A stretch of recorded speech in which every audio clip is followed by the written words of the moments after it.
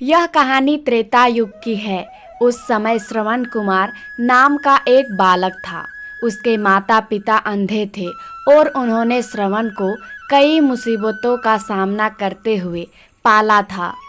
श्रवण कुमार बचपन से ही अपने माता पिता का बहुत आदर करता था। जैसे जैसे श्रवण बड़ा होता गया, उसने घर की जिम्मेदारी अपने कंधों पर ले ली। रोजाना सुबह उठकर सबसे पहले अपने माता पिता को स्नान कराने के लिए तालाब से पानी भरकर लाता था। इसके बाद वह तुरंत जंगल की ओर लकड़ियां बीनने था। फिर लकड़ियां लाने के बाद श्रवण कुमार चूल्हा जलाकर माता पिता के लिए खाना बनाता था। श्रवण को इतनी मेहनत करते देख उसकी माँ हमेशा उसे टोकती थी।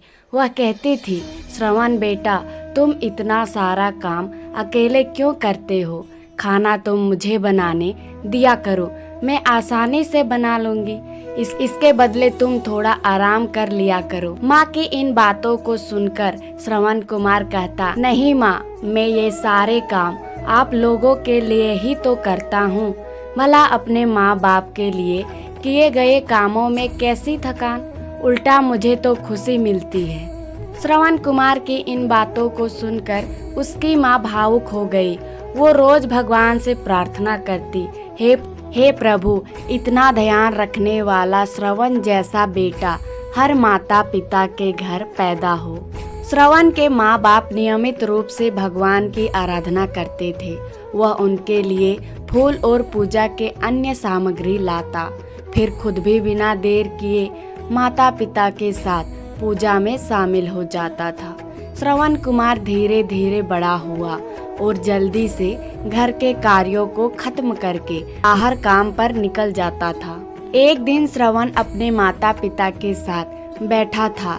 तभी उन्होंने श्रवण से कहा, बेटा, तुमने हमारी हर ख्वाहिश पूरा की है। अब हमारी केवल एक ही इच्छा है जिसे हम पूरी करना चाहते हैं।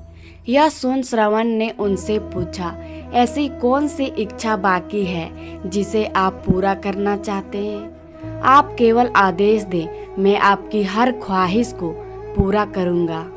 इस पर श्रवण के पिता ने कहा, बेटा, अब हम बूढ़े हो चुके हैं और हम चाहते हैं कि मरने से पहले तीर्थ यात्रा के लिए जाएं। भगवान के शरण में जाकर हमें सुकून की प्राप्ति होगी। अपने माँ बाप की बात सुनकर श्रवण कुमार सोचने लग गया कि वह उनकी इस इच्छा को कैसे पूरा करेगा।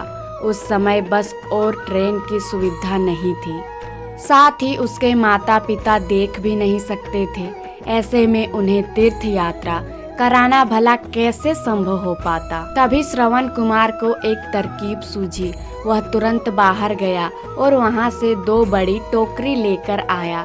उसने उन दोनों टोकरियों को एक मजबूत डंडे में मोटी रस्से के सहारे लटकाकर एक बड़ा सा तराजू बना लिया। फिर श्रवण कुमार ने उस तराजू में अपने माँ बाप को बारी बारी से गोद में उठाकर बैठा दिया। उसके बाद तराजू को अपने कंधों पर लेकर उन्हें तीर्थ यात्रा पर लेकर निकल पड़ा। वह लगातार कुछ दिनों तक अपने माता पिता को एक के बाद एक सभी पवित्र स्थलों पर घुमाने लगा। इस दौरान श्रवण कुमार ने अपने माता पिता को प्रयाग से लेकर काशी तक के दर्शन कराए। माता पिता को घुमाते समय श्रवण कुमार उन्हें उन जगहों के बारे में भी बताते चलता था, क्योंकि वह आंखों से उस दृश्य को नहीं देख सकते थे। अपने बेटे की मेहनत को देख उसके माता पिता बहुत खुश थे। उन्होंने एक दिन श्रवण से कहा, बेटा, हम देख नहीं सकते, लेकिन कभी भी हमें इस बात का दुख नहीं हुआ। तुम हमारे लिए हमारी आंखें हो। तुमने हमें जिस तरह सारे पवित्र स्थानों की कथा सुनाकर उनके दर्शन कराए हैं, ऐसा लगता है जैसे कि हमने सच में प्रभु के दर्शन अपनी आंखों से किया हो। अपनी माता पिता की बातें सुनकर श्रवण ने कहा, आप लोग ऐसी बातें न करें। बच्चों के लिए माता पिता कभी भी बोझ नहीं होते, यह तो बच्चों का धर्म होता है। एक दिन श्रवण कुमार आराम करने के लिए अयोध्या के पास अपने माता पिता के साथ रुका। तभी उसकी माँ ने पानी पीने की इच्छा जताई। श्रवण को पास में ही एक नदी दिखाई दी। उसने अपने माता पिता से कहा, आप दोनों यहाँ आराम करें, मैं अभी आप लोगों के लिए जल लेकर आता हूँ। नदी के पास पहुंचकर श्रवण कुमार कमंडल में पानी भरने लगा। उसी जंगल में अयोध्या के राजा दशरथ भी शिकार के लिए पहुंचे थे।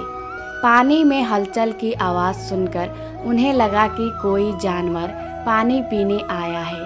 उन्हें बिना देखे केवल ध्वनि सुनकर ही अपना तीर चला दिया। दुर्भाग्य से वह सीधे श्रवण कुमार को लग गया। तीर लगते ही वह चीख पड़ा। इसके बाद राजा दशरथ जब अपने शिकार को देखने पहुँचे तो वहाँ श्रवण था। वह तुरंत श्रवण कुमार के नज़दीक पहुँचे और कहा, मुझसे बहुत बड़ी भूल हो गई, मुझे माफ़ कर दीजिए। मुझे बिल्कुल नहीं पता था कि यहाँ कोई मानव होगा। मैं इस गलती का पश्चाताप करने के लिए क्या करूँ कि तुम मुझे माफ़ कर दो। तभी कहारते हुए श्रवण कुमार ने कहा, यहाँ से थोड़ी ही दूर जंगल में मेरे माता पिता बैठे हैं। उन्हें काफ़ी प्यास लगी है। आप उन तक यह पानी पहुँचा दीजिए और मेरे बारे में उन्हें कुछ भी नहीं बताए। इतना कहते कहते श्रवण कुमार की सांसें रुक गई। श्रवण कुमार की मौत से राजा दशरथ सुन्न पड़ गए। किसी तरह वो श्रवण कुमार के बताए अनुसार जल लेकर उसके माता पिता के पास पहुँचे। श्रवण के माता पिता अपने बेटे की आहट को बखूबी पहचानते थे। जब राजा दशरथ उनके करीब पहुँचे तो उन्होंने आश्चर्य से पूछा, तुम कौन हो और हमारे श्रवण को क्या हुआ, वह क्यों नहीं आया? राजा दशरथ उनके सवालों का जवाब नहीं दे पाए। उन्होंने चुपचाप पानी उनकी तरफ बढ़ा दिया। तभी श्रवण की माँ चिंतित स्वर में जोर से कहा, तुम कौन हो और मेरा बेटा कहाँ है? यह बताते क्यों नहीं? श्रवण की माँ की चिंता देखकर राजा दशरथ ने कहा, माँ मुझे माफ़ कर दीजिए। शिकार करने के लिए मैंने जो तीर चलाया था वो सीधे आपके बेटे श्रवण को जा लगा। उसने मुझे आप लोगों के बारे में बताया, इसीलिए मैं यहाँ पानी लेकर चला आया। इतना कहकर राजा दशरथ चुप हो गए। राजा दशरथ की बात सुनकर श्रवण की माँ जोर जोर से रोने लगी। उन दोनों ने अपने बेटे की मौत के गम में राजा दशरथ के लाए हुए पानी को हाथ तक नहीं लगाया। श्रवण के पिता ने तभी राजा दशरथ को पुत्र वियोग का श्राप दे दिया।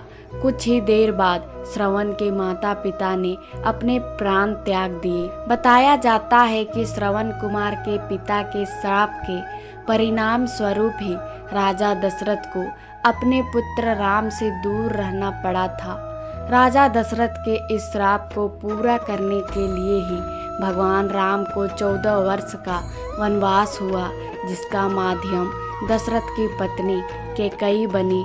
श्रवण के पिता की ही तरह राजा दशरथ भी अपने बेटे से दूरी को बर्दाश्त नहीं कर पाए और उन्होंने अपने प्राण त्याग दिए। कहानी से सीख, हर बच्चे को अपने माता पिता की सेवा श्रवण कुमार की तरह ही निस्वार्थ भाव से करनी चाहिए। यही उनका सबसे बड़ा कर्तव्य है।